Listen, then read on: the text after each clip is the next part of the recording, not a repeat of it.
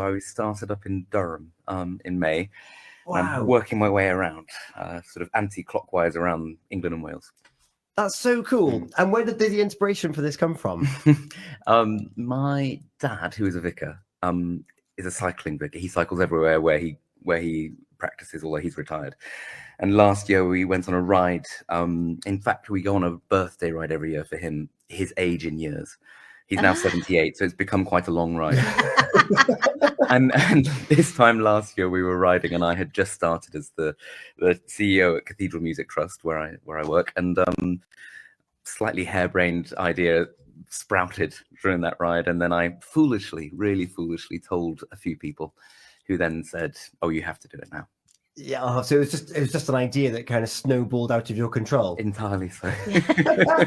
But I imagine as a result, though, you've seen some wonderful scenery, wonderful locations, and beautiful buildings. Oh, it's been incredible, properly incredible. I couldn't quite imagine ahead of time what that would feel like, but I'm about 1,000 miles in so far. So the total thing is nearly 3,000 miles. But so I've done nearly a third. But what's been really amazing and surprising is all the little places you didn't know you were going to see, and discovering, and old priories and things which are sort of off the beaten track. I cycled along the Hadrian's Wall for a bit, which was just incredible, and then was in the Isle of Man. I've never been there during the TT races. So me on a bike and a million motorbikes,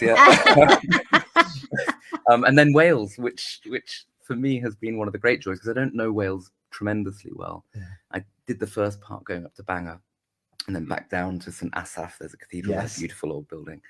And then there's not much cathedral-wise in the middle. No. So then I've did the West Midlands, and then I've come back down to Wales. So I started in Hereford on Sunday morning.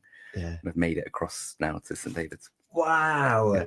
And that's one of the beauties of being on a push bike, is that life is that little bit slower, which means that you get to really appreciate these things as you're going around and viewing these buildings and the scenery that you've got there. You've just given great insight. St Asaph Cathedral, it's a small one, isn't it? But it's gorgeous. It's small. It's really peaceful. It's on top of the hill in St Asaph, and there's just a very lovely community feel to it. Actually, I actually went for a confirmation service, which was quite nice. So I'm trying to go to services, and music and hearing things wherever I go, which adds a challenge actually, because I was going to say timing wise, I was going to say you've got to be there at the right time. Yeah, but it's important, I think, and actually the other thing for me isn't just about place to place; it's people to people, and I've been meeting people everywhere I've gone, and that's been incredible.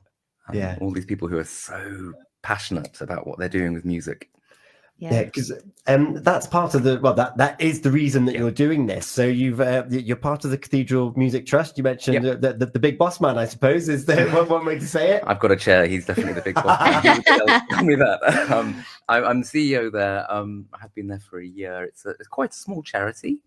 We raise about £1 million each year, and we distribute a good chunk of that financially, which is amazing. We're only a small team of 9 of us. So. Oh, wow.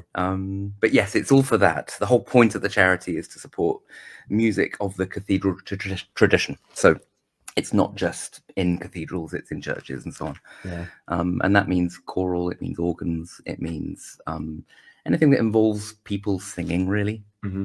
I suppose historically, music came from churches and from cathedrals. That is where you went and you heard your even song, and you had your music and your different players. Yep. And it's important to keep that piece of heritage. It's huge, and I think I often say this, and I don't think it's hyperbole. I think it's one of the great cultural exports of this country. It really is. There's a few things which we are really world class at, but I promise you we're world class at choral music in a way that if you go outside of the UK, people just absolutely wax lyrical about how good it is. I'm not sure people here know that enough. That's a very good point. I'm like, we can't take it for granted, particularly being in Wales, where there's a land of song, male voice choirs in every corner. And of course, Gina at St David's, we had Ben Richards on the show a couple of weeks ago. They had their whole week festival. They did, and it sounded incredible. And there was people going to be coming from all over the world to come to this festival. And so music really does bring people together. Yeah, hugely. And so, give us a taste then of some of these services that you've been able to sit in on. What have you seen, and what things that you've helped contribute and to keep alive through the trust? Well, that's been fun, yeah. So just on this trip that I started a few days ago, started in Worcester. And actually, I've got to tell you, I came across a ukulele band in the middle of Worcester who were fabulous, and I did a bit of posting of that on the social media because they were brilliant. But then went to Hereford, where the Three Choirs Festival is currently running. Oh, wow. Had some brilliant music there. We funded some of the choristers there. Then went on to Brecon.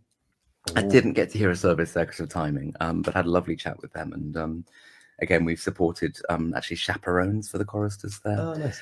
Then to Carmarthen, where actually we haven't yet supported anything, but had a lovely conversation with the team there at St. Peter's Church, who are so full of joy for what they're doing. They're small. Yeah, I think there's about 15 people in total who do the music, but that was a joy. And then St. David's, I arrived yesterday, and similarly there, we've actually supported the travel for choristers because they come from quite a wide area.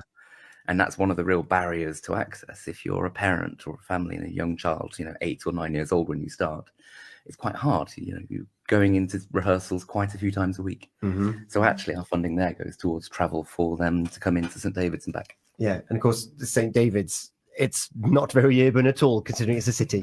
1,500 the people are traveling anyway just to get there. Oh, it's gorgeous though. What a place. Oh, it is. Yeah. It is. I am glad that you're getting it, because when you said I'll cycle into the studio, I was like, I'm denying this man who's cycled all at St. David's the opportunity of exploring St. David's, but you are going back. Go back. Go Yeah. back, So what's left on this trip? Because you're doing it in chunks. I'm doing it in chunks. This one takes me to Saturday, where I finish in Gloucester. I'm going via the south coast, so to Llanelli, Swansea, Cardiff, then up to Monmouth and round. Oh, wow. Which will be nice. Yeah. That's great. So how many miles a day do you do? Well, yesterday was 80. I have to be honest, I'm feeling it a bit as well. You're feeling it this morning. Yeah. Well, the hills, my God, the Welsh hills, they're amazing, but yeah, they're long. Usually about 65 or 70 miles a day. Oh, okay. Yeah. So and enough time to know the slow pace that you talked about. Yeah. But not so much that I'm, falling over. That you can't do anything when you arrive at your destination. Quite. Yeah. And then you're off to Llanelli today. No, that's tomorrow. Oh, that's not too bad so then. Got the rest of today off, which gives me time to do this and a bit of work actually. Yeah, of course. Yeah, you're still the CEO at the end of it. Yeah, and quite a few miles in between, actually, coming from St. David's to Haverfordwest to back to St. David's. We've made sure you don't have total rest today. No, it felt quite nice. I was thinking, it's only an hour and a half. So only an hour and a half, G, on a bike. Could you imagine? Oh, changed my mindset.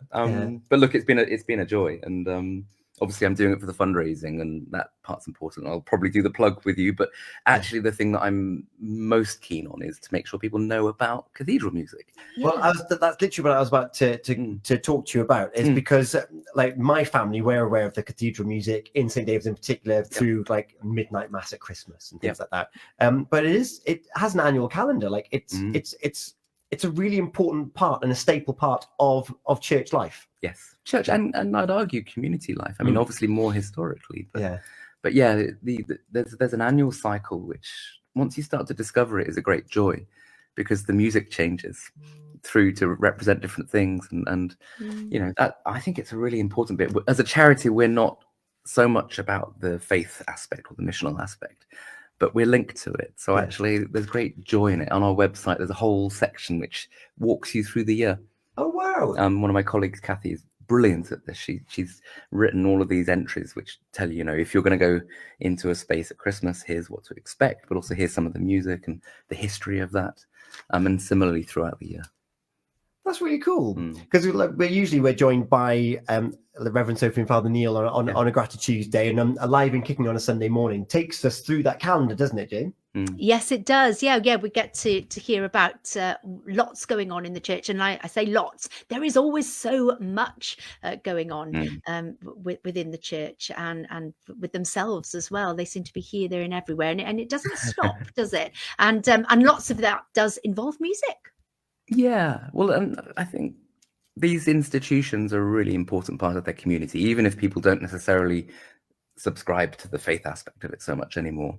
Actually, the civic purpose, and you see it in St David's through and through. St David's is also the concert hall, right? That's what the cathedral is. Yes. And it's also obviously a big tourist site, so that sort of magnetism of it in a place like that is really obvious. Yeah. And you mentioned it's a concert hall. I've been fortunate enough to sing there myself with the choir. Like, it's an old building, but the acoustics are spot on. Gorgeous. It's one of the best. And then, so tell us more about the trust itself, and if people are thinking, oh, actually, I do want to support and keep this style of music going, keep these communities going. How can they find out more, and how can they help donate to your particular fund? Thank you. So on our website is where the fundraising for this happens. So if you go to cathedralmusictrust.org, you'll find that there's on the front page a big splashy picture of me, unfortunately, with JJ's Choral Adventure, and you can sponsor me through that, or more generally the trust. We do fundraising every year, so through all sorts of different things, and I have other colleagues doing other fundraisers as well. But if people are so inclined at the moment, it would help me up hills to know that people are funding me. There are moments when it's hard, and to know that people are sponsoring is really great. I love that. So go and take a look at the website. You'll find the link and all the information there of the trust and the types of things that you funded. It's not just about the music, it's about travel, it's about the 360 view of keeping these things going, which is great. Have a moment and think about something or someone you're grateful for. Gina, on our Facebook, we've had a few gratitudes in. Yes, we have. We have got Sandy Bear Children's Bereavement Charity been in touch this morning, and they say, we are grateful for the amazing volunteers that support and help our children and family throughout Wales, and also to our amazing team that respond and support to people often at the most sad and challenging times. It's wonderful to have those available. Rebecca Singh. Fun events, grateful for fun events for the whole family. Had a great day out at the Torch Theatre seeing live dinosaurs. Memories forever, right there. I think there's even a t-shirt to match with that one. And great. And Ali's been in touch too. Yes, she has. She's posted a picture of a beautiful dog, and it says, Mr. Buzz, filling a gap after losing my Coco. So, gorgeous. And if I'm not mistaken, there's an ice cream van in the back of that shot as well. So hopefully she indulged in an ice cream. And Mr. Buzz as well, doggy ice cream. Minnie loves a doggy ice cream. Jonathan. Am I allowed to? Yes, of course you can. All right, I'm going to start with my family because my wife and kids are long suffering, given that I'm on the road. So I'm very grateful to them, particularly my wife, who's been doing all of the childcare while I'm away. And the second one, actually, I'm inspired by the first person who wrote in, our volunteers at the Trust as well. We have loads of them, and they're amazing. They do all sorts of events. They do loads of talking about what we're about to people, and they're brilliant. I would wonder what this world would be like without volunteers giving up their time to share messages and to help these things happen. So a great thing to be grateful for. Remind us one more time who you are, where they can find out what you're doing, and how they can find out about the Trust. So I'm Jonathan. I'm CEO of Cathedral Music Trust. We're based all over the UK. And you can find out more on the website, www.cathedralmusictrust.org. It's a long one. Or on our social media channels. I love that. Now, it's usually me that puts guests in an awkward position. I'm going to put Gina in the awkward position chair instead. Yes. Is there a song that you would like to hear this morning, Jonathan? He puts you right on the spot. You didn't ask me this. Am I allowed anything choral? We'll see what we can do. Go on, have a think. You know what, actually? Take Me Back to My Youth, which isn't such a choral thing. Paul Simon, Rhythm of the Saints. Do you know that album? Yes. Is that the one that you did after going away in Africa? Yes. And they're a brilliant track. I wouldn't mind any of the tracks on that. One of those tracks. What have we got here? Diamonds on the Soles of Her Shoes, maybe? That's a great one. Got it. We've got it. There we go. We'll put that on for you next. Jonathan, thank you so much for cycling in to see us, to go back to St. David's. We've had Joanna with us. Delton's been with us. All watching us on social media. If you've just joined us and missed it, go and catch the video up on our social media on our YouTube. It's been a pleasure and a delight talking to you. And Gina and I, we both love music and understand that it's more than just a sound. It's a real feeling, and it does bring these communities together. And the Trust is helping do that and keep these communities together for even longer. So thank you so much for what you're doing. Thank you. And I hope that you've got good shorts on. Yeah, well padded. Gina, it's 20. Well, it's gone 20 past 9. Oh, that means you've got your last chance to get involved with our Unscramble competition this morning. Head over to our Facebook page, Pure West Radio. Get involved with unscrambling those letters. It could be getting you a place in our main prize draw to win an annual family pass to Folly Farm. What's on with the Pembrokeshire Coast National Park? Up next here on Pure West Radio.